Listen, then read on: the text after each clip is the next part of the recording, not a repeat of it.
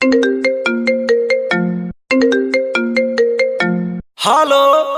हाँ सुने छिए। हाँ बोलू।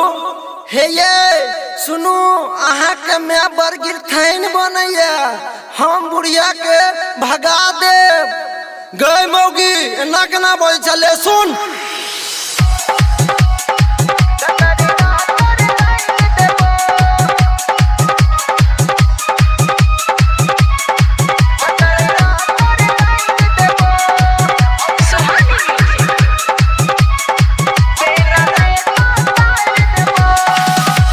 मुँह संभाल के बाजै गे मौगी, मुँह संभाल के बाजै गे मौगी, नहीं तो मुँह में फाड़ देबो।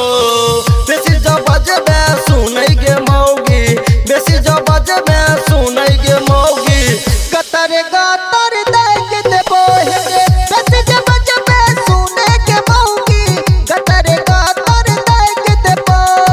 बेसी जब बजबे सुनै गे मौगी, पेना से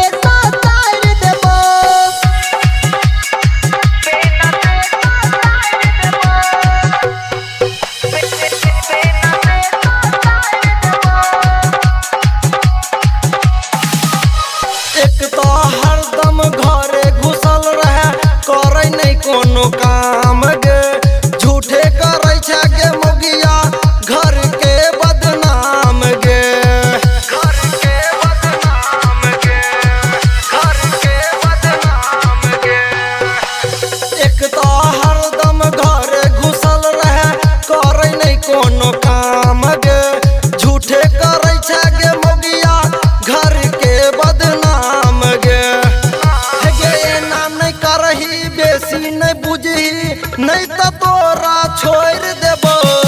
बेसी जे बजबे सुनै के मौगी, गतरे गतर दाग देबो। हेगे बेसी जे बजबे सुनै के मौगी, गतरे गतर दाग देबो। गतरे गतर दाग देबो।